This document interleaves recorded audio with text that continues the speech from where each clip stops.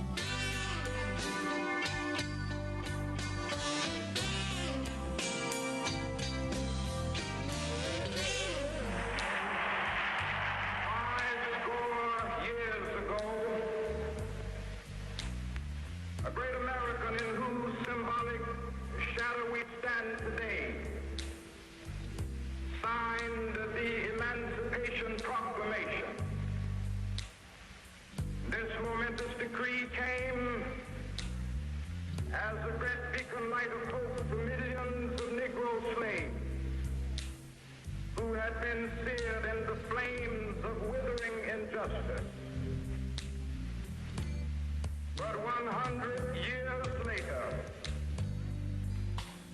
the Negro still is not free. 100 years later, the life of the Negro is still sadly crippled by the manacles of segregation and the chains of discrimination.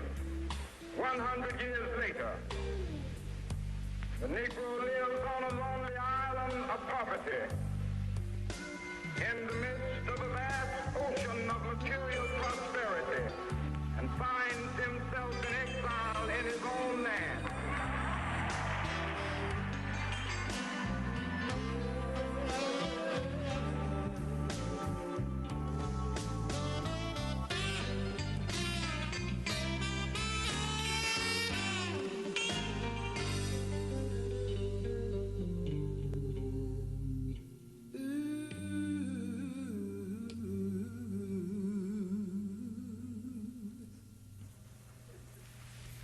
What does that say?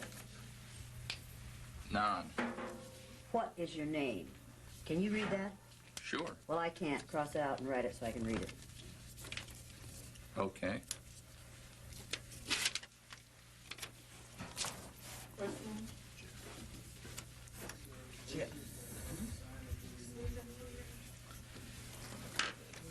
What does that say? Louis A. Wright. Cross it out and write it so I can read it. I'm done. No, don't pat me, number one. And number two, you either follow the rules or you leave. Now, get your name on there so I can read it. They asked for my signature, that's it. Write your name on here so I can read it. No, ma'am. This man is out of here. You need your name tag. This man is out of here. He isn't going to follow the rules. He isn't going to stay. You're out of here. Are you the security person? This man is out of here. Okay. Sign in here, according to iCard. Sit down.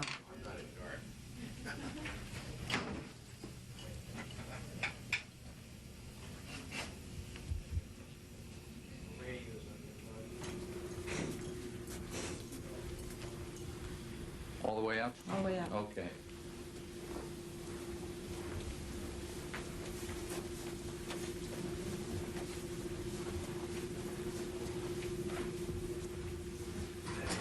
In goodness room. Thanks. Sign in here, according to iCard. Well, I guess I'm over here in the non. I'm not brown. You're looking at Sit down.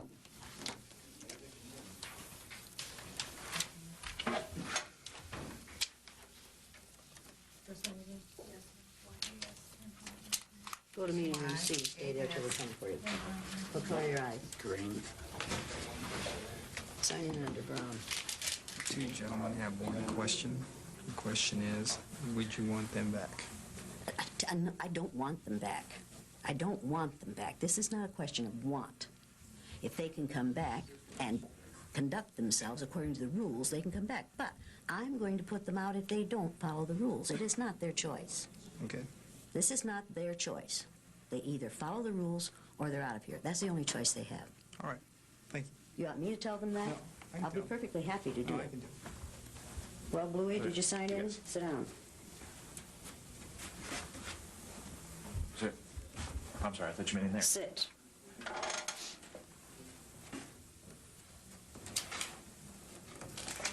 Go to meeting room C and stay there till we come for you.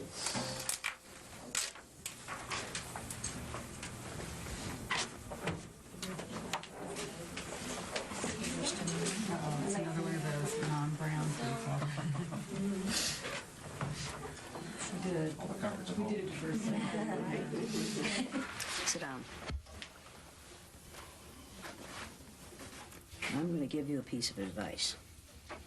Whether or not you like what's happening here, you either follow the rules or you're out of here. Got You it. have a choice. Now, get rid of the gum. Okay. Now. There's a wastebasket right back there. Put it in it. Well, go to meeting room C and stay there until I come for you. Okay. So you do print. Sit down. Jan call, you have a call line 3. Jan, line 3. Move your legs. I'd have to straddle your leg.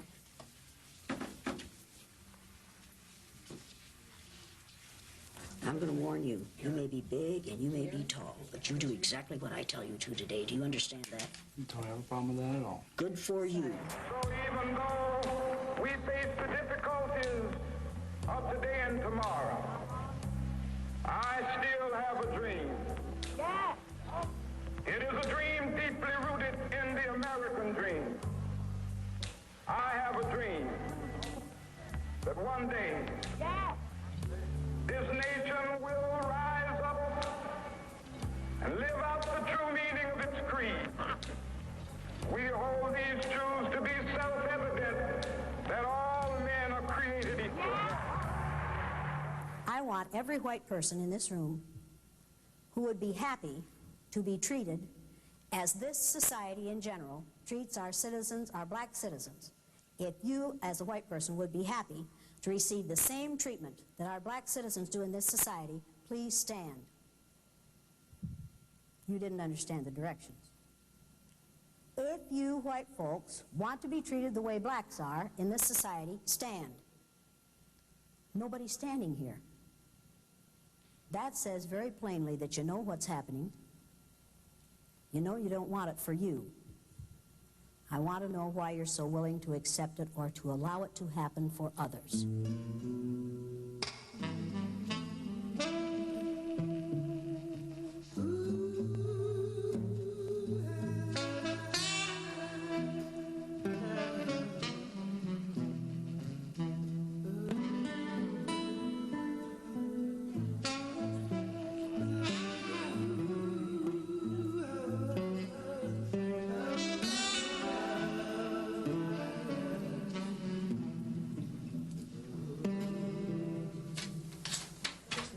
Section, all of them.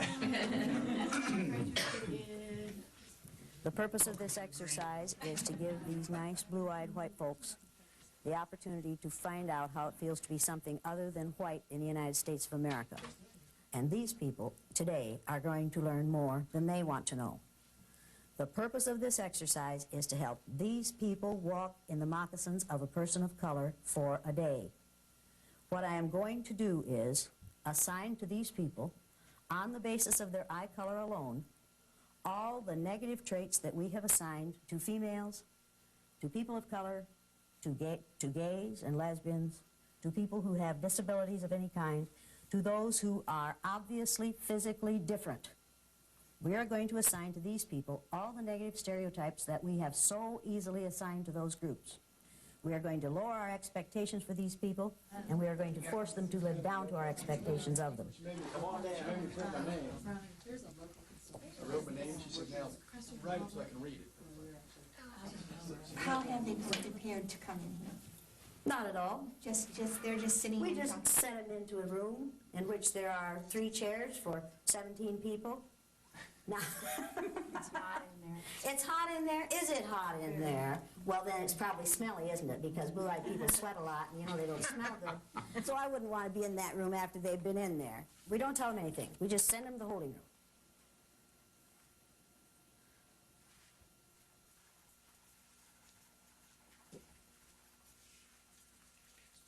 A new reality is going to be created for these folks this morning. Now, we're going to treat these people negatively on the basis of the color of their eyes. And the reason I use eyes is because eye color is caused by the same chemical that skin color is caused by. If you have lots and lots of melanin in your hair, your skin, and your eyes, you have very dark hair, dark skin, and dark eyes. If you have only a little melanin in your hair, your skin, and your eyes, you have light skin, light hair, and light eyes. Now, having light skin, the first people on this earth, the first modern human beings on this earth, evolved near the equator in sub-Saharan Africa in about 280,000 years ago. They needed lots and lots of melanin to protect their cells from the rays of the sun. That's what melanin does for you. As people migrated farther and farther north, their bodies were exposed to less and less sunlight, so their bodies produced less and less melanin. So people in northern climates have much less melanin in their skin, their hair, and their eyes than people in southern climates did who evolved at that time. Now, folks, as people's hair and skin got lighter, it didn't have a bad effect on their brains. But as their eyes got lighter, it allowed more and more light to enter their eyes, pierce their brain cells, and damage their brains. And that's why blue-eyed people aren't as smart as brown-eyed people. Make sense to you? Why are you laughing? It's ridiculous, isn't it? People, it is no more ridiculous to make that statement about eye color than it is to make the statements that we traditionally have made about skin color. If it makes good sense to judge people by the amount of melanin in their skin, then it makes equally good sense, more good sense, to judge them by the amount of melanin in their eyes. And that's what we're going to do this morning.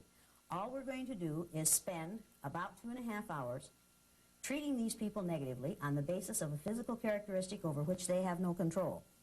Now, they aren't going to like this. If you do your job right, they aren't going to like this. Is that going to make me happy? Yes, yes, because I want them to be uncomfortable, and I want you to help them to be uncomfortable. Keep the noise down. Keep the noise down. I'm not playing. Everybody keep the noise down. And whoever messed with the door, leave it alone. It was them. Who was it? Keep the noise down.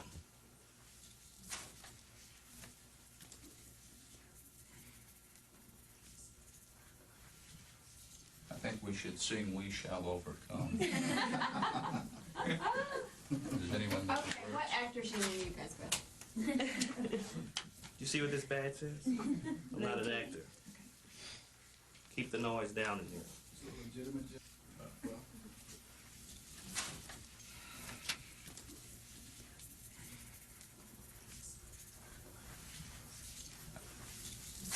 Blue-eyed people aren't as smart as brown-eyed people. I can prove that to you by giving you and them the Dove Counterbalance Intelligence Test.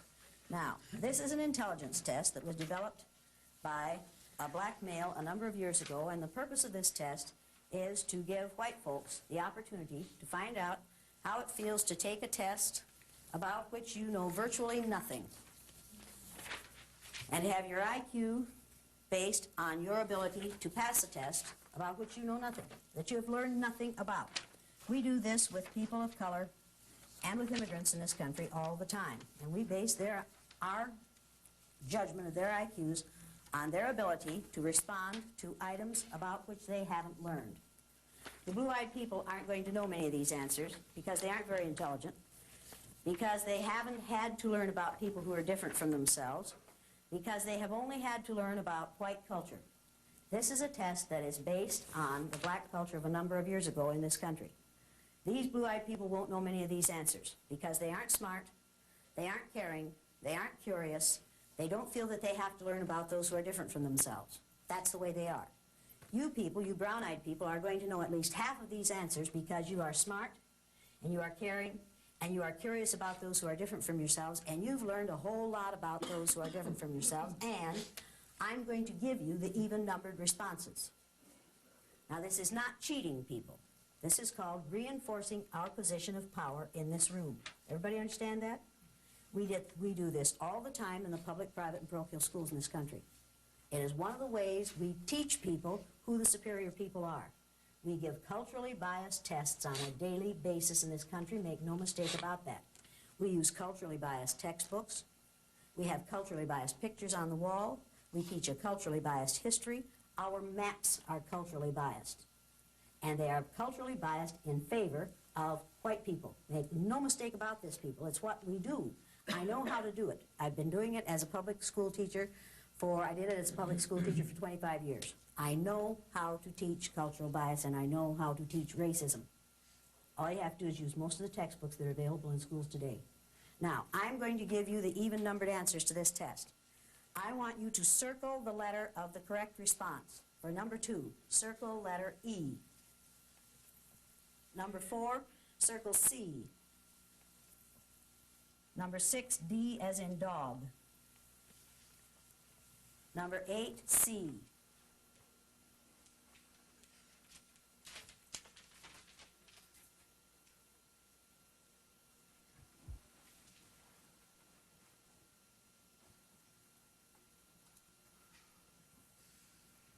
C, 20C, 22B as in Bluey. Okay?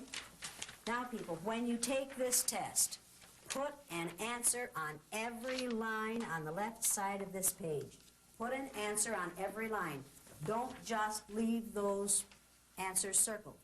Because if you do that, they'll look over at your test and they'll say, see, you cheated. Now, we aren't cheating. We are simply reinforcing our power. Has nothing to do with cheating. It's just the way society is. Put your paper underneath your pad. When you take the test, move your chairs back so that they can't see your answers, because if they can see your answers, what will they do? They'll copy them, because that's the way they are. You just have to realize that. Now, we're doing this for their own good. We expect them to be grateful. The rules for the day are going to be that you will not look at these people unless you can either frown or sneer at them. It's all right to laugh at them, but do not laugh with them. How many of you have friends in the blue-eyed group? Let me put it this way. How many of you used to have friends in the blue-eyed group? Now, some of these people are going to leave here very, very angry. Make no mistake about this. That is their choice. When they leave here and they say they're angry, you need to be prepared to say to them, wait a minute. You had it for 2.5 hours. Your home wasn't threatened. Your family wasn't threatened. Your job wasn't threatened. Your income wasn't threatened. Your future wasn't threatened. And you had it for 2.5 hours, and you knew it was temporary. You knew it was going to be over at least by 6 o'clock this afternoon. Why are you so angry? And if you are so angry after 2.5 hours, can you apply that, the way you feel about that anger, to what it must feel like to live with this for a lifetime? In order for this exercise to work, it takes your cooperation. Now, how many of you are going to cooperate with this exercise? Raise your hand if you're going to cooperate. Why are you so slow at getting your hand up? Because it sounds like rude behavior, and I would normally not, I would go out of my way not to be rude, so I will have to try to do this. Do you normally go out of your way to prevent other people from exhibiting these kinds of behaviors toward people of color and people with disabilities and gays and lesbians and... Go out of my way to prevent that treatment? 50-50. I mean, yes and no. Yes, sometimes they do, no, sometimes no. No, no. People, the only thing necessary for the perpetuation of evil is for good people to do nothing. And for the most part, we white folks do nothing so that we can say, well, we didn't do it. We aren't responsible. As long as we do nothing, it is like giving our approval for those who are going to do the negative things. It is not enough to do nothing.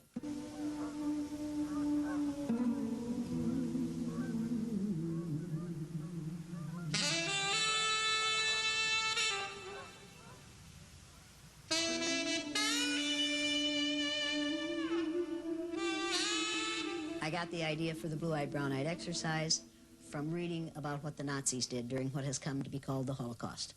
Hitler was going to found a nation of people, of Aryan people, who were going to be blue-eyed and blonde-haired and fair-skinned, and they were going to rule the world. And one of the ways they decided who went into the gas chamber during the Holocaust was eye color. I decided on the day after Martin Luther King was killed that I would do what Hitler did. I knew it worked for him. I thought it might work for me. I decided that I would pick out a group of people on the basis of a physical characteristic over which they had no control, and I decided that it would be eye color. I didn't know for sure that that had really happened. I had read about it, I had heard about it, and I had seen movies about it, but I wasn't sure until I read the book Mengele and also the book The Nazi Doctors, and realized that yes, indeed, this was true. And in the book Mengele, which I have here, and which is one of the really scary books I've ever read, it talks about him doing these experiments without benefit of anesthetic, either chemically or surgically, on people of all ages to find a way to change people's eye color from brown to blue, so that when they found a brilliant brown-eyed Jewish person, they could change that person's eye color and so make that person a member of the master race. Now, this was in one of the most civilized societies on earth. Some of the greatest philosophers the world has ever known came out of Germany. And here, this man with this intelligence taught us all that if you have enough brains and enough power, you can kill other people who have a lot of brains who have no power, and you can do it on the basis of a physical characteristic over which they have no control, or a religious belief with which you disagree. That's a scary, scary thought. It has happened before, it will happen again, unless well-meaning people read things like this and realize that this wasn't a monster. This was a man who was doing what he thought was right and had the power to do it. This is an interesting book. Here's another interesting book called The Nazi Doctors that tell you exactly what it took to get people of intelligence and education to go along. It's terrifying. It is absolutely terrifying. And the terrifying part of it was that, in fact, ultimately it was so easy to get them to go along. Intimidation works.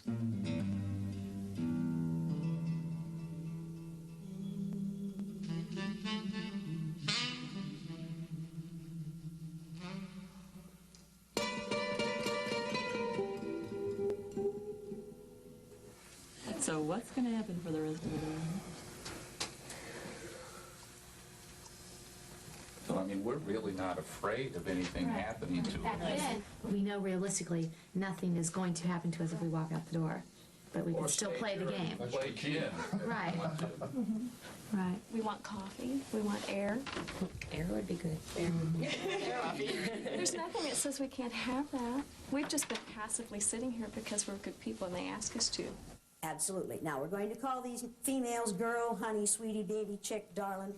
What are we going to call these males? Boy. Boy. Boy. And you don't say boy, you say boy. When it's properly said, it's a two-syllable word. Boy. And we use boy to keep black males in their place on a daily basis.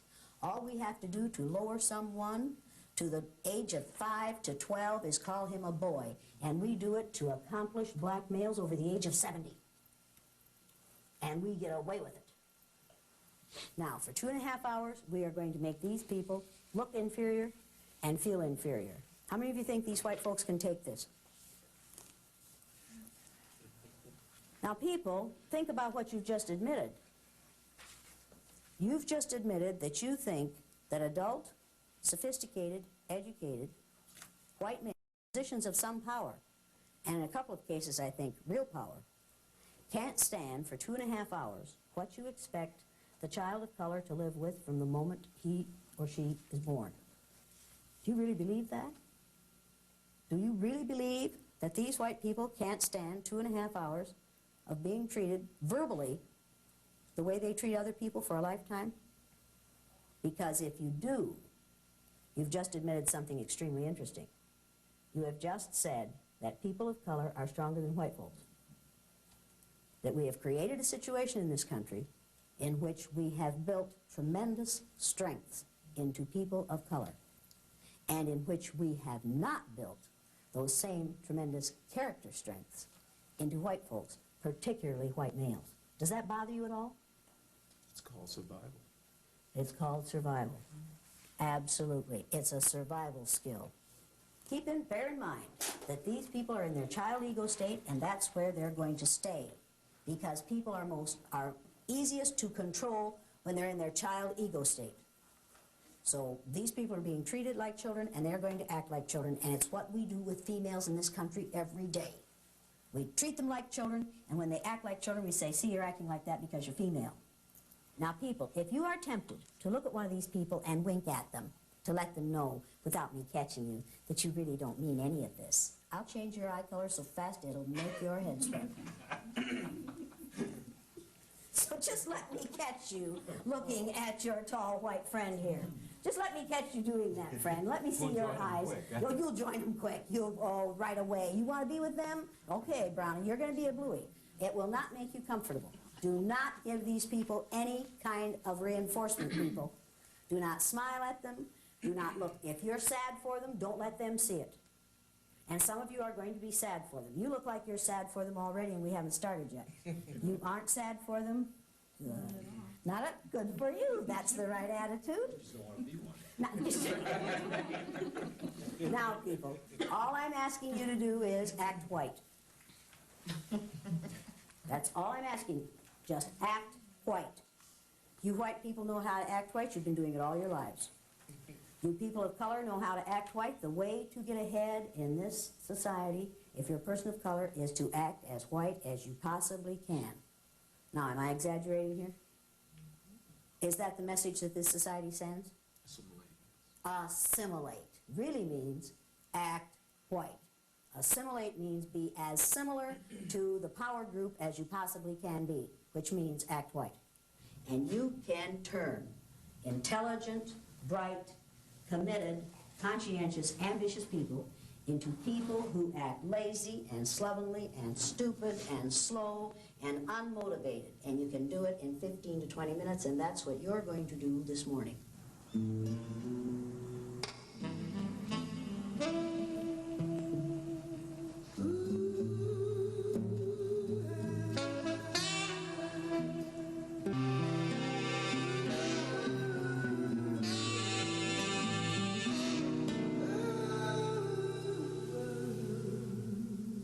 Martin Luther King was killed on April 4th, 1968. I was teaching 3rd grade in an all-white, all-Christian community. I needed to explain the death of Martin Luther King to my students. I didn't know how to do it, except by allowing them to walk in the shoes of a child of color for a day.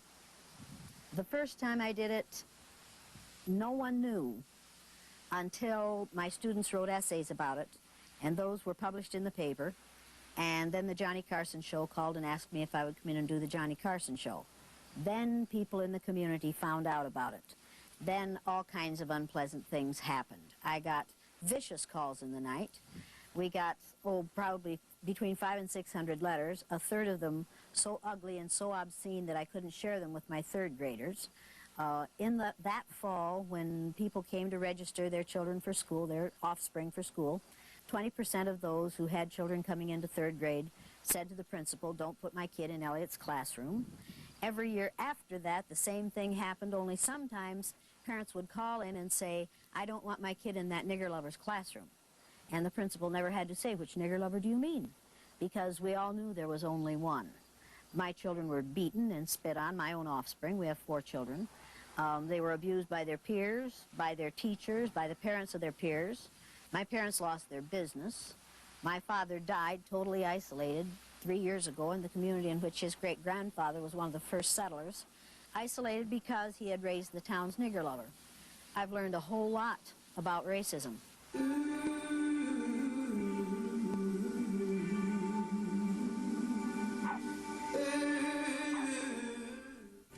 you trust that, Bluey? No. I wouldn't trust that, Bluey, but you can if you want to. Now, I want those collars on the outside of your coat collar or dress collar or blouse collar or shirt collar or whatever it is you're wearing. And I want the collars taken good care of at all times, and I want the pin under your chin. Put the tag of her dress in, will you? That's so she got half dressed this morning. Now, people, before you can't arrange that properly? I guess not. I guess not. Fix it. Get the sunglasses off your head. Put them in your purse with the rest of your junk. Should we have to tell her that? No. Why do we have to tell her that? They're slow. They're unmotivated. They're lazy. They're disinterested. Now, do you have any physical problems that will be made worse by sitting on the floor for an extended period of time? Don't give me I doubt it. Yes or no? No back problems, no hip problems, no leg problems. No heart problems, no high blood pressure, nothing like that. How about you? How about you? No. You? Do you care?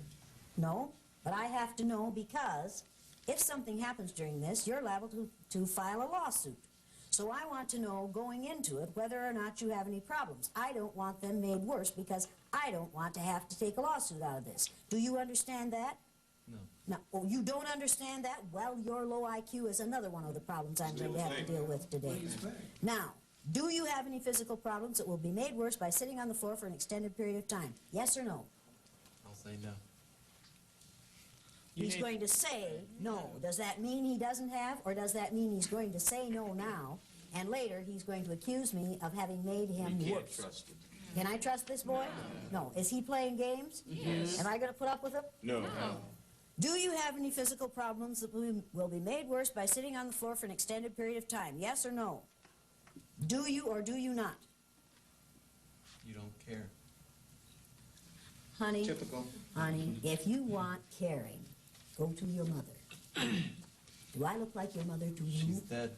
Then go to some other nurturing female in your environment. That is not what I am about. Do you have any physical problems that will be made worse by sitting on the floor for an extended period of time? What is difficult about answering that? There's no sense in it if you don't care.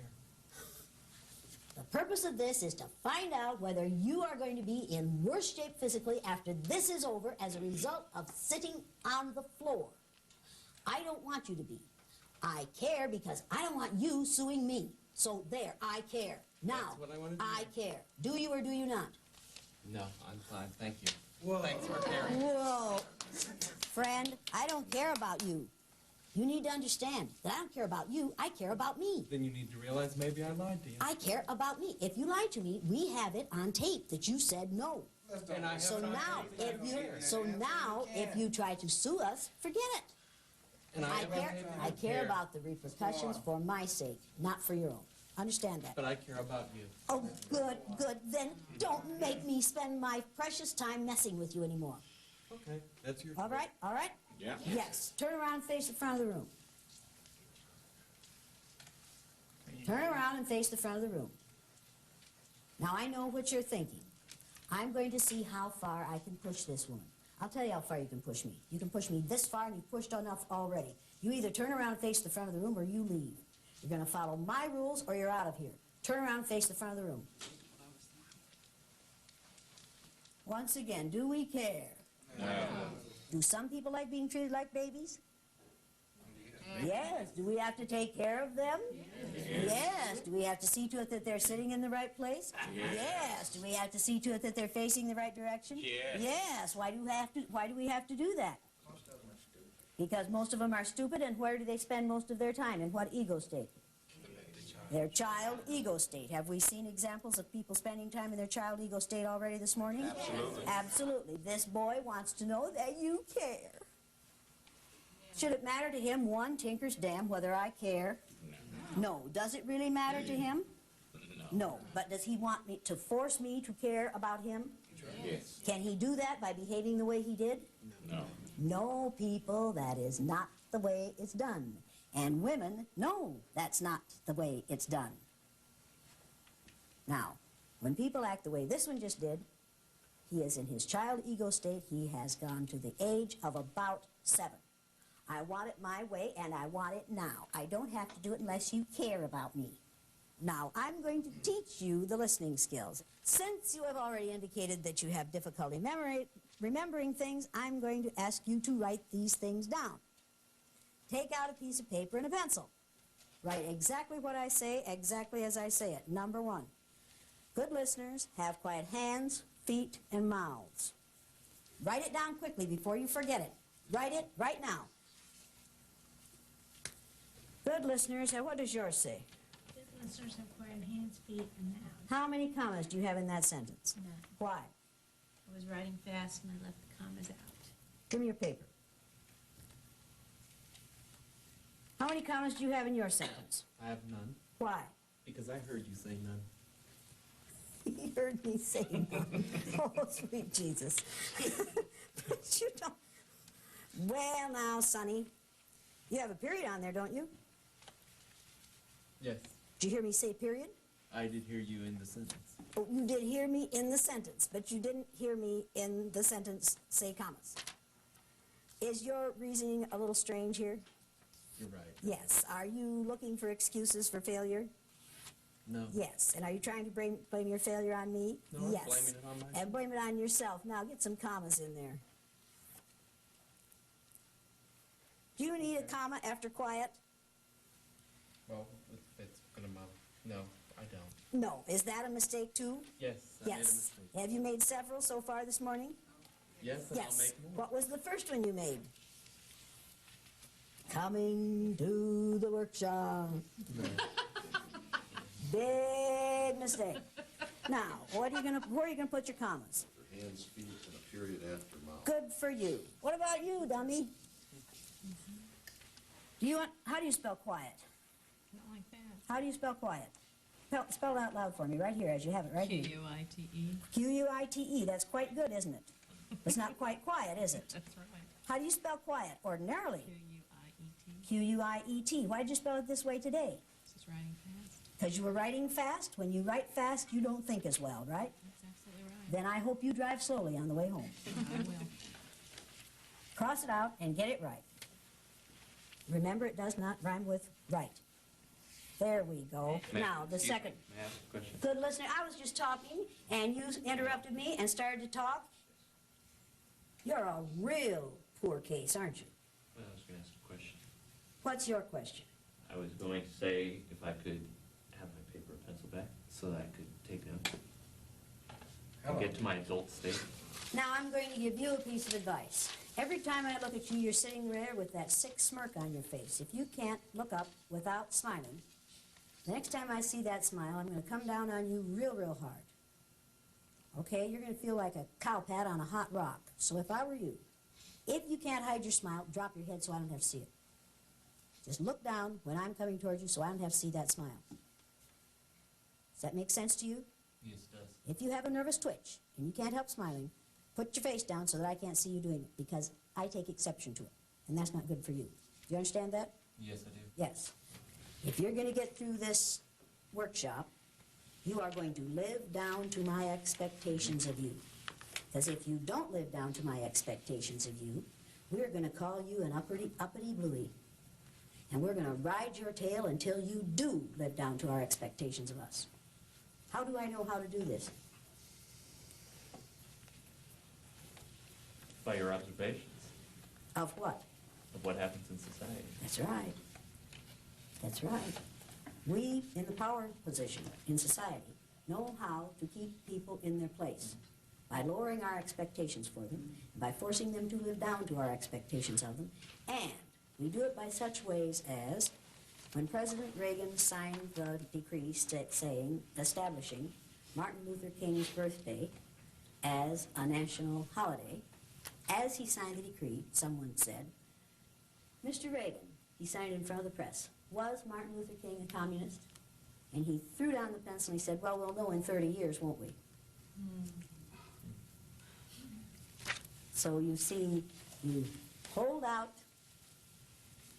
the rose with one hand and you yank it back with the other. We'll give you this day, but we don't really want to. And that was on network television. Everybody saw it. Did that send a message to the black community? Yeah. Absolutely. Did it send a message to the white community? Mm-hmm. Oh yes. What message did it send to the white community? We'll keep them quiet. We'll keep them in their place. We'll go along with this because there's something to be gained for us by it, but not because we really honor the man, but because we want to cool things down. Does that bother you at all? Yes. Did you think about that when he did it? Do you think about it differently now? Now, why do you want this paper and pencil? So that I can remember the things that you say. Because you don't trust yourself to remember them, do you? No.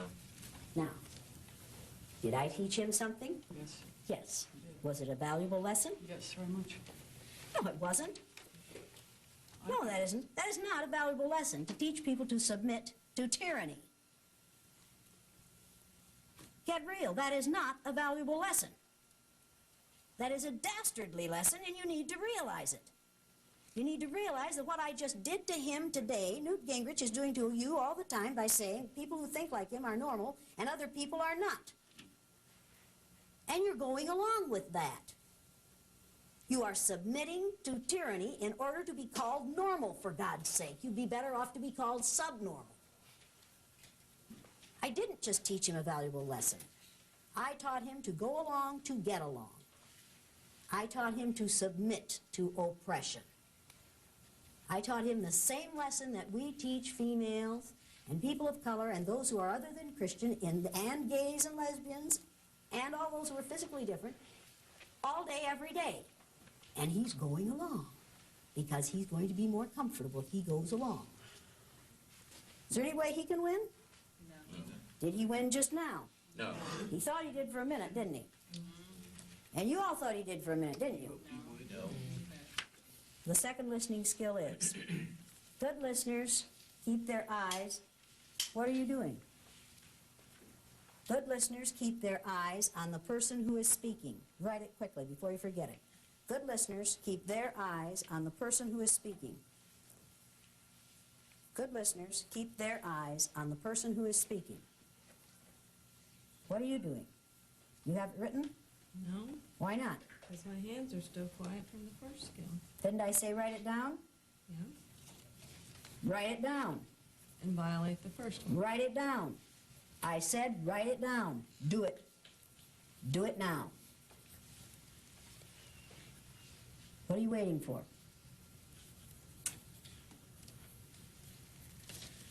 Now I'm going to warn you about something. In case you don't recognize it, I'm messing with your mind. Now, I told him to conform, and then I said it was stupid to conform. So then you decided that you wouldn't conform. So now you're in trouble. Now, what had you better do? You never know what to do. That's right. That's right. Just the minute you think you've caught on to the rule, what did I do? You changed them. I changed the rules, people. Am I good? You're good. Am I good? Do I know how to do this? Absolutely. I'm a white female. I learned how to do this at my mother's knee. I know exactly how to do this. I can turn you every which way but loose. And there ain't no way you can win. And we can do this outside this room. Our society does this on a daily basis. We build people up and then we tear them down. We're doing it with Colin Powell right now. We're going to build that boy up, and that's what we're calling him, that boy. We're going to build him up, and then if he gets anywhere near where he wants to go, where he doesn't really want to go, but we're flattering him into going there. And about the time we get him up there, what are we going to do? Kick the blocks out. We're going to kick the blocks out and let him slide right down that slippery slope, unless I'm very much mistaken. Because do you really think that this country is prepared to vote in a black president? Are you think this country is prepared to vote in a female vice president? No.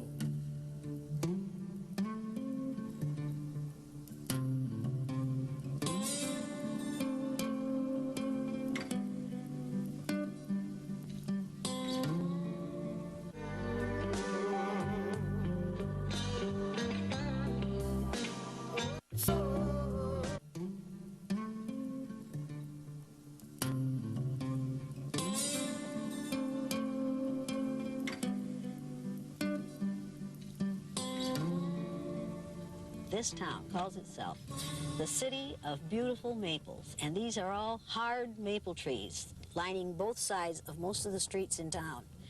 In 2 weeks, they will all be these gorgeous yellow and orange and red and gold colors. And people will come from miles around to see the color in our trees. And this city is just so proud of that wonderful, wonderful color in these trees. But they do not want people of color to come and reside in this community. We love color in our trees. We do not want it in our skin. And it breaks my heart because it is so, because this is a beautiful little community, and they're very proud of their feelings for one another, the size of their churches. Their churches are full every Sunday, and every Saturday night. It's wonderful. It's a wonderful place to raise children. As long as you don't want to raise children of color here. It's heartbreaking.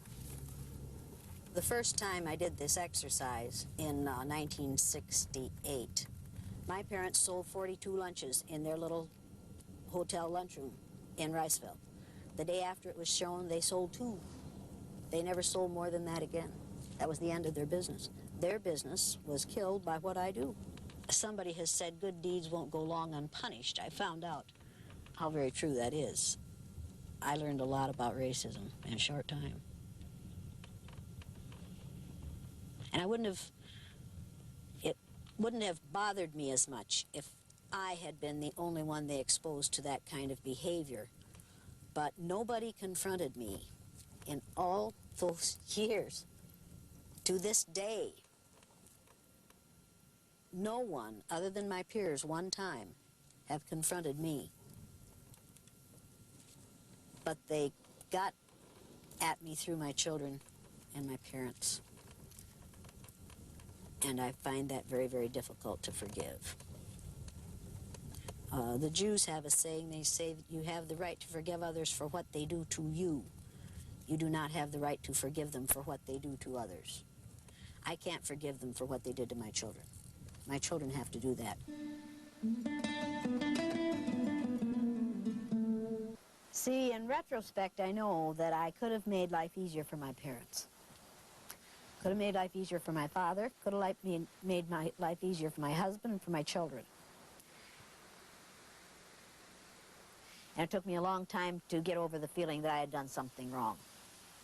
I wish it hadn't been that way for my parents.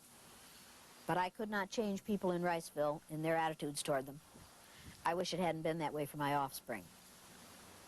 But I couldn't change what people did. I could have stopped doing what I did.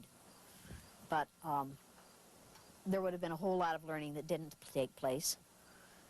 And there would have been some good things that didn't happen to my offspring. And if I had stopped, it would have been saying to my kids, when things get unpleasant, just stop what you're doing. Just go along to get along. That wasn't a message I wanted to send to them.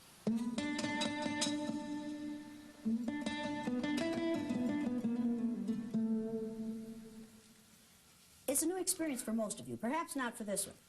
But for most of you, it's a new experience to have to just be submissive.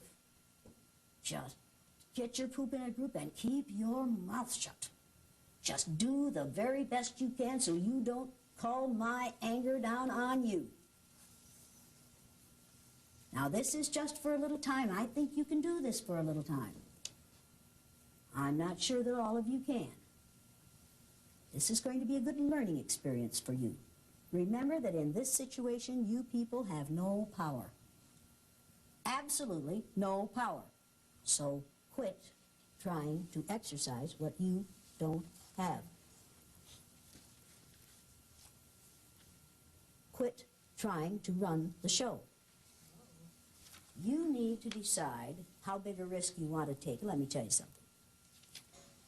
I will not soon forget a female who looked a lot like you, which is unfortunate for you, in Denver, Colorado, who decided when she came in as a blue-eyed person that she was going to not conform and she wasn't going to go along.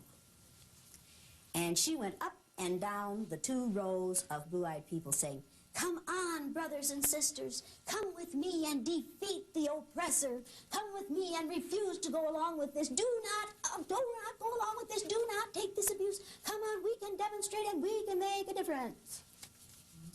Made a total fool of herself. The rest of the blue-eyed people felt that there was an opportunity here. She didn't want to learn it. She, in effect, was saying to people of color, if you would protest, these things wouldn't happen to you. If you do what I'm doing, these things wouldn't happen to you. When people of color have protested in this country, what have we done to them? Killed them. But you see, as a white female in that situation, she was in no danger whatsoever. And she could walk up and down that line protesting and demonstrating until hell was over, and she knew that she wasn't going to get put in jail, and there were no dogs, and there were no whips, and there were no fire hoses, and there were no guns in that room. And she had no gas chamber, and she had absolutely nothing to lose. Now, when you have nothing to lose, when you're risk-taking with nothing to lose, that's not a risk. No. So what she was doing was absolutely insulting to every person in that room. And I didn't want to touch her, and I didn't want the security people to touch her because that was a corporation, and I didn't want her to sue the corporation. She finally went out. I said, "Get this woman out of here." She went up and lay down on the floor at the front of the room. I said, "All right, folks, here's the way it is. We're going to vote on this. If she stays, I go. Now, I'm going to leave the room, and you participants vote on whether she stays." Now, I was getting paid for being there. This is a risk. She's getting paid nothing. I walked out of the room, and I took all my stuff, and I walked out of the room, and I stood in the hall, and I thought, "You dummy. You dummy, what have you just done? You have probably just lost a large account." I stayed out of the room. Pretty soon, here 2 people came out, one with a blue eye and one brown eye, one on each side of her, leading her out of the room. And they voted for her to leave. Why? She was impeding their process of learning. She was keeping them from learning, and she wanted to keep them from learning, and she wanted to be the power in that room. Was I going to let her be the power in that room? Absolutely not. No. Would that have sent a bad message to every person of color, every gay, every lesbian, every person with a disability, every older person, every person who wasn't blonde in that room? Would that have sent a bad message to them? Yes. Absolutely. Was I going to let that happen? No. No. Were the rest of them going to let it happen? No. Who was responsible for them voting what I thought was the right way? They were. They were. They were. And this constant arguing only says, I, as a white female, have the power to argue in this situation because I know I'm really not taking a risk at all. I'm simply being seen. I'm simply playing look at me. 3rd graders play look at me, see how cute I am, see how funny I am, see how I can disrupt the process. That's what she's doing. Therefore, what is her mental state at this point? What is her ego state at this point? She's in her child ego state. Now, you have a choice to make. You can either be in your child ego state, or in your parent ego state, or in your adult ego state. Now, when you're on the floor, It's going to be real hard for you to be in your parent ego state because you're going to have to look up at me. I would suggest that you get into your adult ego state real, real fast, like instanter. It's my intent to be an adult. When are you going to start? It's my perception that an adult does speak up. But I think your point is well taken, Mother. In this situation, is it a smart adult thing to speak up? No. But is it a smart thing for a blue-eyed person to speak up at this point? No. What does it do every time a blue-eyed person is disruptive at this point? Makes them all look bad. Makes them all look bad. Does it reinforce all the negative things we've said about them? Absolutely. She's proving all the negative things we've said about them, isn't she? Do you want her to do that for you? Do you want her to do that for you? No, but you're going to be asleep anyway. Do you want her, you didn't tell me you were taking a tranquilizer. Do you want her to do that for you? Do you want her to do that for you? No. Do you want her to do it for you? Do you want her to do it for you? What about you? Oh, yeah, you do, because it shows that she cares, right? It shows that she cares. I'm going to do you a favor. Trade places with him.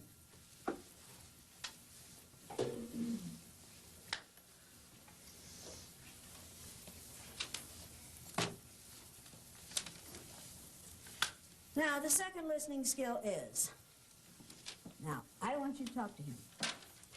Oh, I think you're in the wrong place. You trade places with him.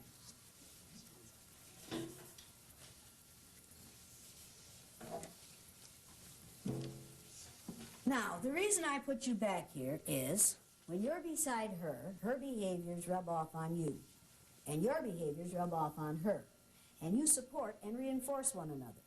And I don't want that to happen. So in order to keep that from happening and keep you from getting into trouble, I put you back here where that won't happen to you. Did I do this to be mean to you? Probably in your mind, no. No, You were helping no. me. I am helping you, and how should you feel about that? I expect you should think I should be grateful. And are you? No. Why not? Because Is it I like because you're an having the ingrate? Because you like having the support? You are willing to take the support, even if it means getting you in trouble. Yes. Does this man like to suffer? He doesn't know any better. You like to suffer. He's a martyr. Does martyrdom appeal to you? No. No? Is there any way you can win here? Not under the present rules, no. Have you won yet? Not yet. Am I going to let you win? You don't want me to win. Am I going to let you win? Where's the only place you can win in this situation?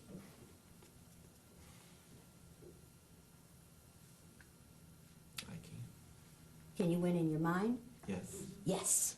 Yes. So within me, I can. Within you, you can win. But will I know that you have won within you? Yes. No, I won't. And neither will they. Because we will use everything you do against you. I won't know that you have reinforced yourself inside yourself. But will you know that? Yes. Yes. Is that valuable to you? Absolutely. Absolutely. Is that going to be hard for you to keep on doing that while I keep on badgering you? Yes. Yes. Are you going to have to keep working and working and working to make that happen? Is Yes. that fair? Every day. Shit, no, it isn't fair. Did you think this was going to be a fair day? No. No.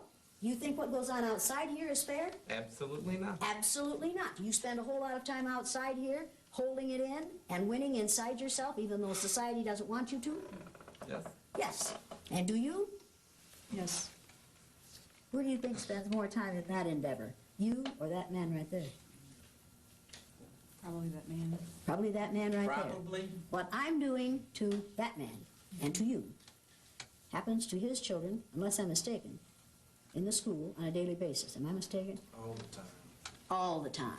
And when you watch that happen to your children, and know you better maintain a low profile if you want them to get through the school year, what does that do to you? Tears me up. Tears you up. What does it make your sons think of you? It's a difficult situation. Difficult situation. And who makes that situation difficult? You know who makes it difficult. Yeah, I know who makes it difficult. You're damn right I know who makes it difficult. I make it difficult, and people who look like me make it difficult. And do we spend a whole lot of time feeling badly about it? We talk a lot about it. If we didn't enjoy it, what would we do? Stop. We'd stop doing it. We'd stop doing it. Are you folks on the outside, you brown-eyed people, having a better time here today than they are? Yes! You have more fun than they are? Have you had fun yet? Why not? Yeah, and what, as a result of being a blue-eyed person, what is going to happen to you? Being treated differently. That's right. And is there anything you can do about it? Not one thing. Is there anything you can do to change my behavior? None. Absolutely. His tears bother me? No. No. His wanting me to care about him bother me? No. His embarrassment bother me? No. Does the embarrassment that females suffer in the workplace bother the powerful males in the workplace? No. If it did, what would they do about it? Put a stop to it. Immediately. Immediately. Is what happens to people on reservations, on Native American reservations in this country, bother the people in power in this country? No. Not one bit. We are going to increase that pain instead of ending it. Do we care? Do you care? Now, you all could have learned something in the last hour or hour and a half that you've been in here. You could have learned something about how discrimination works and how it feels to be on the receiving end of it. You could have learned about society and society's rules. You could have learned about how hard it is to be in control when you have no control. You could have learned something about power and the use and misuse of power. And a reality that you have never experienced, I think, before. Most of you, I think, have never experienced the reality that you are experiencing this morning. Have you? Before this? Have you? You. Have you? You? Not in this country. You? You? I like the way you say not in this country. You? Have you? Have you ever experienced anything like this before? I've experienced discrimination because of being a woman, yes. Of being a white woman. Do you think the discrimination being visited upon you as a woman is the same as the discrimination that is visited upon her as a woman? Her reality. And your reality in this country. You do not live in the same country that she does. You live in the United States of America, but you do not live in the same country that she does. And neither do I. And neither does she. And she says she has never experienced this kind of treatment in this country. How many of those of you who are brown-eyed have experienced this kind of treatment in this country? The land of the free and the home of the brave, in which you are citizens.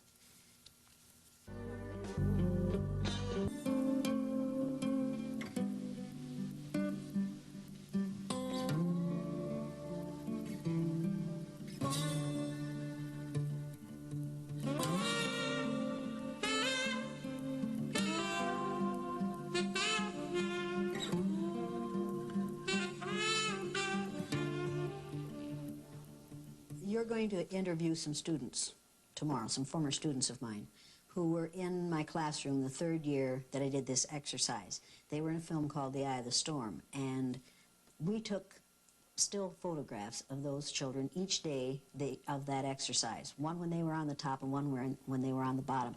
And I have some of those here. The interesting part about these pictures is you can take a child who's a perfectly happy, normal human being on one day, and by putting a collar on him and telling him he's inferior, you can turn him into a frightened, vulnerable, intimidated, suspicious child who cannot succeed on the day he's in the wrong place. This is like the powerless and the powerful. This is Rex on the day he's on the bottom. You're going to meet Rex tomorrow. This is Rex on the day he's on the top. All of these students that you're seeing now and that are in the film The Eye of the Storm are moderately to severely dyslexic. None of them were supposed to finish high school.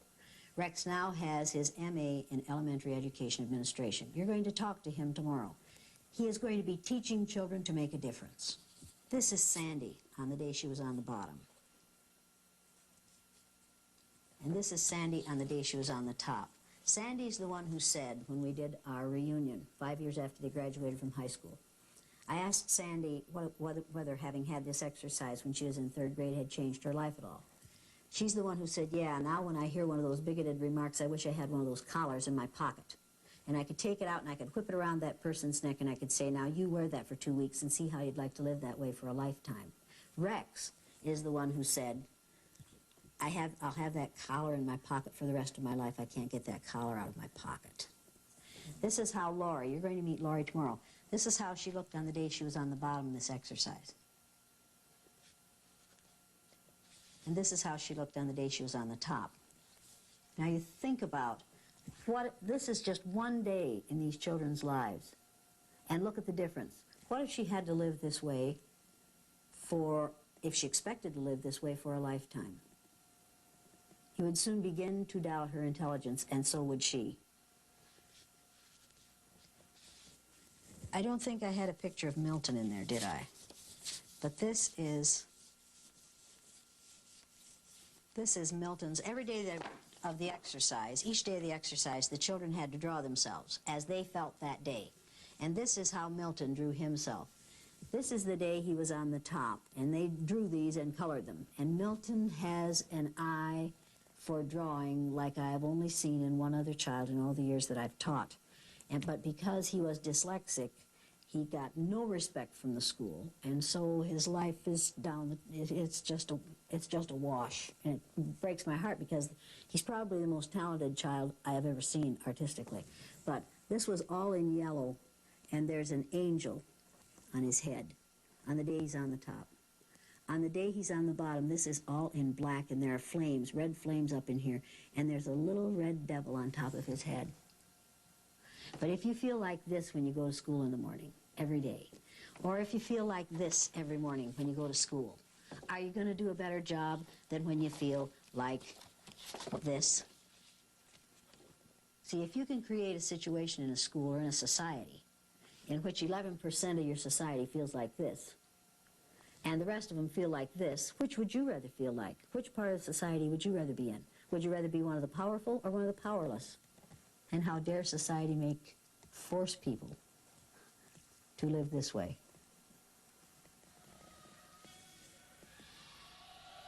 It's been over 20 years now, and it's just looking at these pictures and talking about it is just as if it happened yesterday. It's very much in my mind. I started reading the book again, and it brought back a lot of tears. I remember the things that kids said to each other and how they treated each other, and I mean, best friends were now fighting, and we hated our teacher. We had to draw a picture of her, and I'll never forget that because we all drew like a picture of a devil. And we had to stay in extra for recess. We couldn't go back for seconds, and some of the kids, we couldn't share our food because, we're dirty people, and we had to use a cup to drink out of because we had to use the same cup all day, otherwise we were wasteful. But I remember when she'd said that brown-eyed people were slow and they were dirty and smelly, and I was like, here's this teacher, you loved this teacher, and she's telling you all of these things. It's like, I thought you were my friend, and to go through this, even though we all knew it was a project that we were doing, once it started, you forgot it was a project. It was such a reality that it's like, I'm really going through this. This isn't funny anymore. It's not a joke. And when they had the collar on, you just felt like, that poor little dog outside who wants to go in and nobody will bring him in. But, and then to take them off, you just felt like you'd won the lotto. It was just really good. The exercise has a lot to do with how I feel today. It was just a one-day thing for me, but it has stayed with me all these years. But, a black child has to live with this the rest of their life. Will all those who have total of 2 right, please stand? You have 2 right? Yes. Who checked your paper?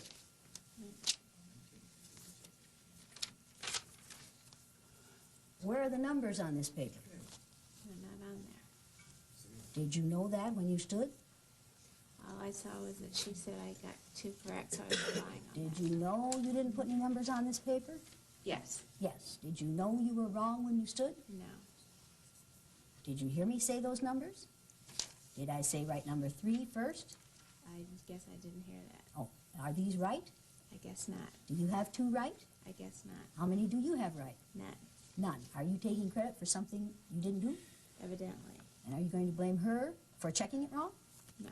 No. Who's at fault for your standing when you don't belong there? I am. Put a 0 at the top of that page and cross out the 2. Okay. Will all those who have a total of 1 right please stand? You thought I said one night stand, didn't you? Show me your paper.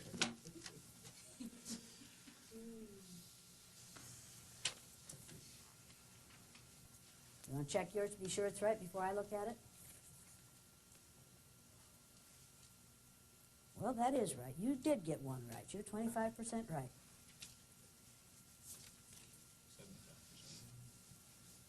75% wrong. You're right. I keep forgetting.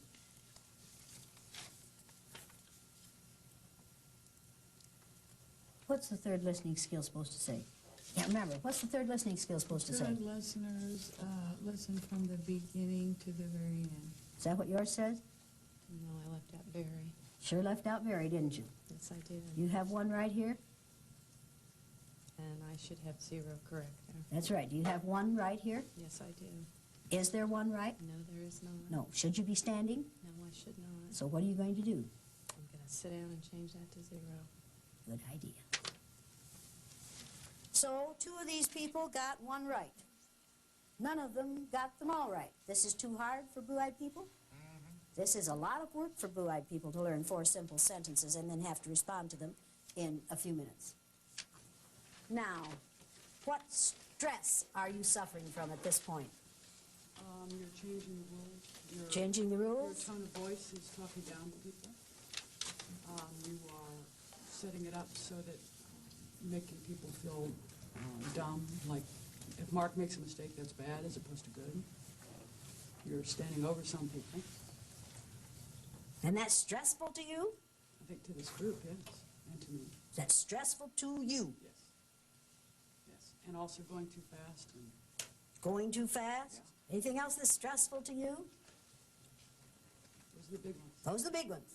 Those are big ones for her. That's nothing. Compare that to me and my wife in Independence, right close to where she lived, getting told to walk away from a house that we couldn't rent because it's occupied, and we drive around the block and come back and see a white couple going in there. Right here. You don't know stress. Would you consider that more stressful? I don't even consider that stress. I consider that just devastating. Were you devastated by it? I tried to explain it to my wife and stop her from crying. There was no explanation that worked. No. What's big time stress to you? If you don't mind telling us. Every morning when I get up and go in my bathroom and look in my mirror, that's when my stress begins. Because I go to a school where I am one of 2 black teachers. Out of how many teachers? 60. 2 black teachers 2. in a school with 60 teachers, and you're one of the 2. One of the 2. That's stress. And are you treated differently on the basis of how you look in the mirror when you get up in the morning? Sure I am. And you know it's happening? Sure I do. And you recognize it? Yes, I do. And you can identify it? Sure I can. And if you describe it to your white peers, what do they say? Oh, Linda, please. That's not happening. It couldn't be happening. What about you? Is this big time stress for you, as far as you're concerned? No. Do you get stressed like this? Do you have to perform in spite of it? Yes, I do. You have to do your job whether the stress is there or not. Right. If you give in to the stress, what do you have to give up? My job. Your job. This look a lot like a lot of stress to you? Very much so. It does? Yes. You think these people are stressed a lot? Well, they're stressed, but not what we go through.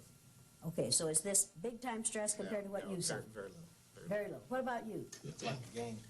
Yeah, looks like a game. Does it feel like a game to you? No. No. Does it feel like a game to you? You playing a game? Are you playing a game? Are you playing a game? Did you come in here prepared for a game? Did you think this might be a game? Did you think this is going to be a pleasant little day off work or spend your Saturday this way? Does this feel like a game to you? quite a bit different. Why? Because we're on the spot rather than coming and changing roles and That's right. getting the moment out. Now, let me make something perfectly clear here. We are not going to reverse this today. Yesterday, I heard a couple of women say, well, I kept quiet because I thought she was going to reverse it and then she'd use what we said against us. I had no intention of reversing this, because if I reversed this, it would no longer be reality. That would be like saying to people of color, after we white folks have been on top for a while, then we're going to turn the tables and you're going to get your chance. See, if it's a game, then everybody has the opportunity to win. In this situation, and in society at large, not everybody has the opportunity to win. We do not have freedom and justice for all. We have freedom and justice for some, but not for all. This is not a game, because not everybody in this room is going to have the opportunity to win. You're never going to win, Maggie, if you keep writing while I'm talking. This is not a game. And are you role-playing? Hey, Yeah. in a sense. In a sense, you are. Your memory is bad because you're pretending it's bad? Are you having trouble remembering things? No. Are you having trouble getting things right? Yes, of course. Yes? Why? Because the deck is stacked against us. Because the deck is stacked against you. So no amount of pretending is going to get you to pretend that you've got those written correctly, is it? Correct. Correct. So the role-playing, hey, forget that. It's like Shelby Steele saying, as a black man, I have transcended race. Now, in your heart of hearts, all you people know that I'm lying to you about blue eyes. There's nothing wrong with having eyes of a color other than brown. And you know I'm wrong. Does that give you any satisfaction whatsoever? To know that I'm wrong? Is that making it all easier for you to go through this? No. You can transcend your eye color. Can you transcend my behaviors on the basis of your eye color? No. Can you transcend my I-ism? No. Can you change what is happening in here to you because you know that I'm wrong? No. All you can do is sit there and take it. Tell me what stress is. Now, wait a minute. He volunteered to tell me what stress is. I do not ask people of color to bleed all over the floor for white folks. I don't do that. You want to tell us? Go ahead and tell us. Stress is knowing that when you send a son or a daughter to school, that they have to start learning how to be the best. And no matter what they say or what they do, it's never good enough. Because I'm always going to find something wrong with you. To the point of where I'm going to make you so frustrated that you get into a situation where you become unstable and you can't be taught. So now you have to go over here. Now we have to test you. And we're going to tell you what's wrong with your child. We're going to make him a statistic. We're going to keep him in the background continuously. And you have to day in and day out keep talking to him. There's nothing wrong with you. Nothing wrong with you. You can do it, you can do it, you can do it. And he continues to come home hurt, sometimes in fights, and you have to continue to keep doing it over and over and over. And the sad thing about it is that we waste so much time in trying to keep the self-esteem up that we lose the time that he could be learning. And they know that. Now that's what stress is. Quando os brancos enfrentassem situações vividas pelos negros no dia a dia, ela consegue produzir neles o sentimento de serem discriminados, provocando as mais surpreendentes reações. Semana Rebeldes com Causa, o olhar indignado de Jane Elliott, amanhã 11h20 da noite no GN.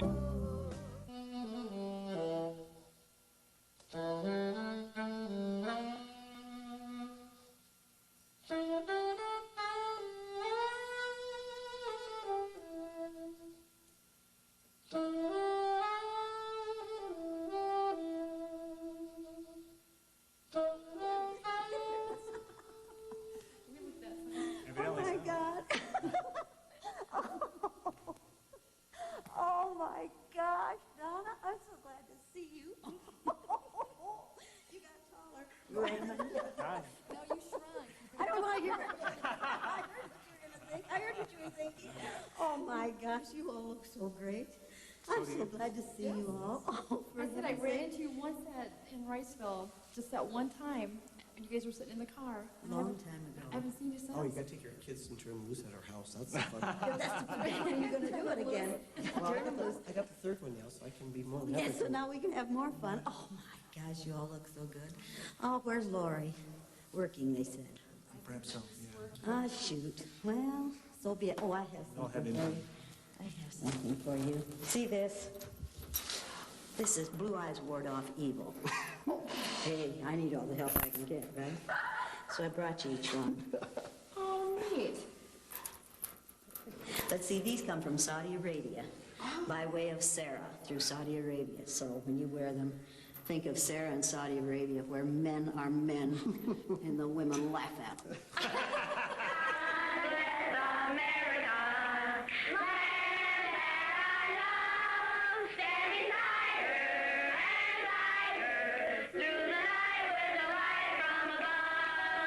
It might be interesting to judge people today by the color of their eyes. Would you like to try this? Yeah! Sounds like fun, doesn't it? Since I'm the teacher and I have blue eyes, I think maybe the blue-eyed people should be on top the first day. I mean, the blue-eyed people are the better people in this room. Oh, yes, they are. Blue-eyed people are smarter than brown-eyed people. They are cleaner than brown-eyed people. And if you don't believe it, look at Brian. The brown-eyed people do not get to use the drinking fountain. You'll have to use the paper cups. You brown-eyed people are not to play with the blue-eyed people on the playground because you are not as good as blue-eyed people. Well, the brown-eyed people in this room today are going to wear collars so that we can tell from a distance what color your eyes are.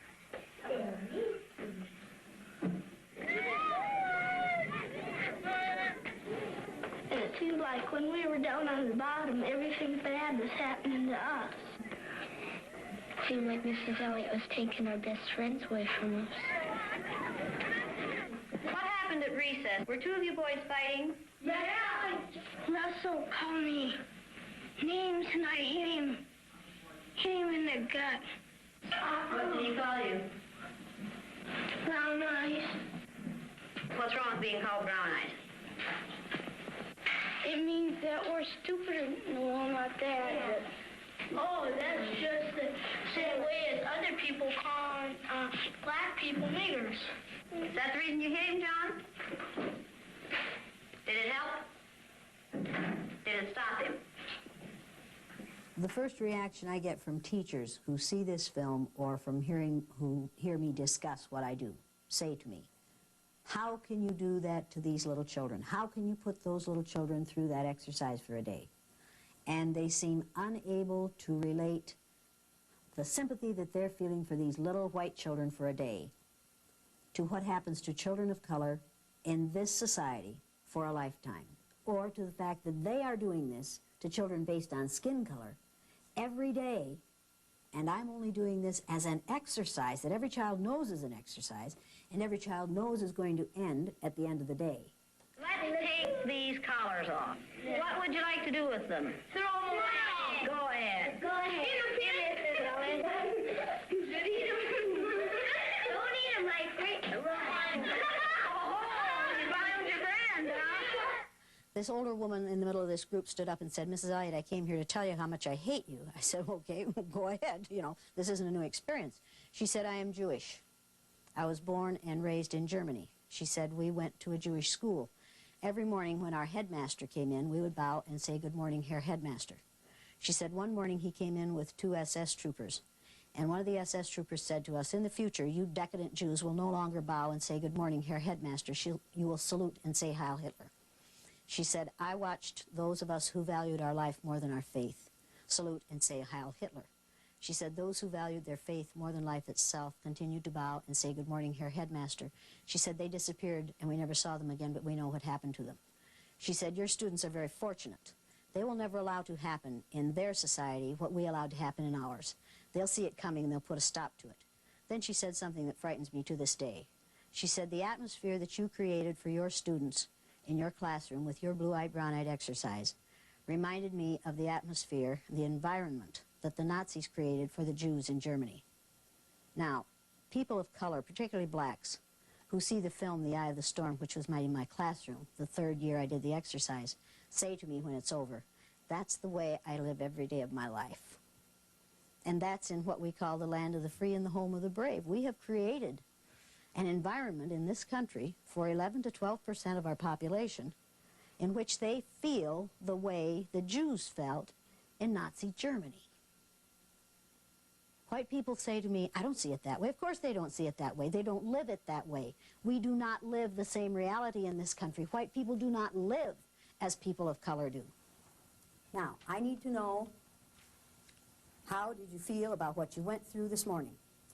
The words that you have written came out of your feelings, right? Nobody else's. Okay, read your 3 words. How they looked frustrated, confused, and angry. Frustrated, confused, and angry. That's the way they look to you during this exercise. Now, people, listen to these words that these brown-eyed people have written and see how many of them are the words we usually use to describe females. Read yours. Confused, sad, and some humor. Sad. Any of you people sad this morning? You looked sad. What were you sad about? I'm sad because I have to stay on carpet, I didn't get coffee, I didn't get donut.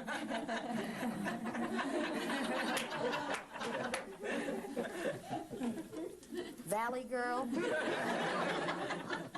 Like, wow, man.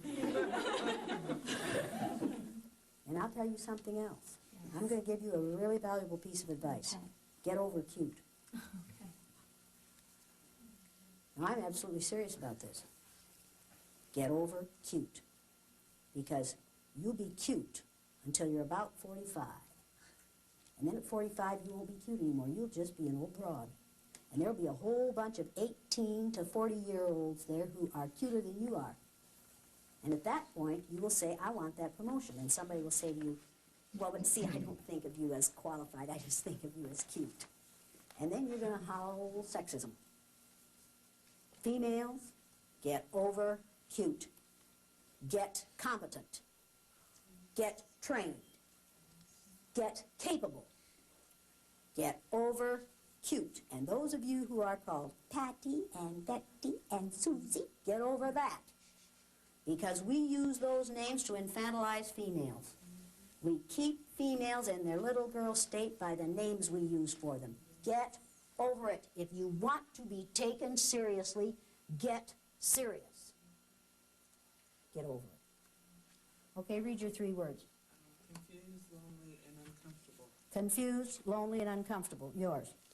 Ooh, did anybody in here feel lonely during this thing? What do you mean when you say lonely? Just like they're just... All alone. Yeah. They have no support group. Right. Here, all these blue-eyed people are together, right, but there's no support group. And each of them knew there was no support coming, didn't they? Did they catch on to that real fast? You didn't even seem to expect help from one another. Would you have appreciated some defense? Well, yeah. Well, yeah! Where's Daryl? Where's Daryl? Don't you say another word until I get my husband in here, because you are so like my neighbor, I can't believe it. Well, yeah! You would have appreciated defense. Yeah. Yeah. Did you resent the fact that none of them stuck up for you? Or did you think they've got to cover their own asses? I figured that they knew that if they tried to come to my defense, that you'd point your guns at them. And so I figured that's the reason that they weren't. When I was picking on her, why didn't any of you males defend her? Of course, I wouldn't have defended her either, but why didn't any of you defend her? Why didn't you defend her? It's like if you're picking on her, you're not picking on me. And so by the rules I kind of saw, it's like I'm just going to sit back and lay low. And let her do it to them. It's what makes racism work, people. It's what makes homophobia work, people. It's what makes sexism work. It's what's going to make ageism work. To sit back and do nothing is to cooperate with the oppressor. As long as you folks did nothing, I was free to do whatever I chose to. Read yours. Marcy, they looked intimidated, confused, and scared. Scared. Any of you people scared this morning? What were you scared about?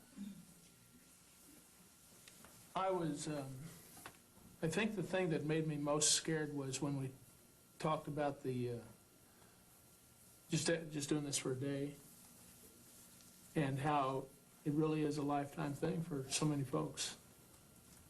Why does that scare you? It scared me.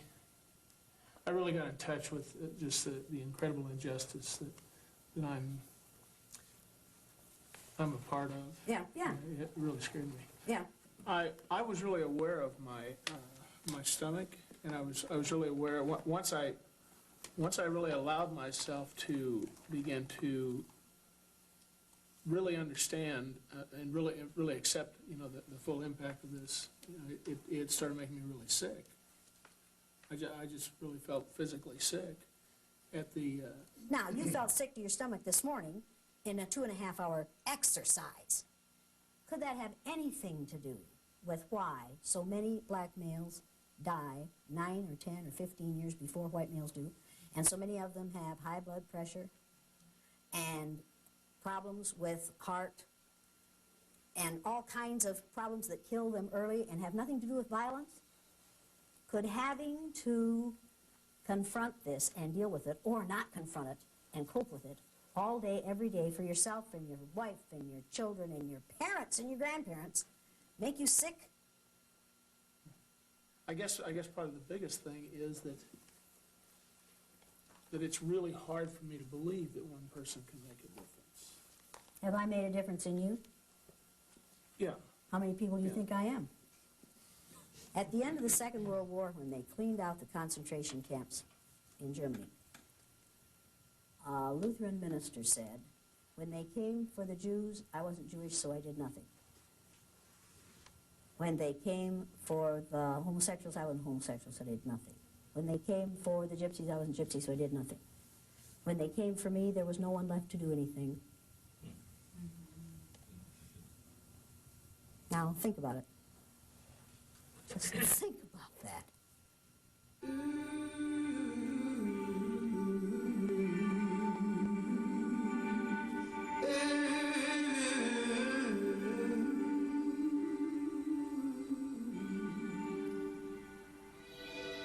I still have a dream.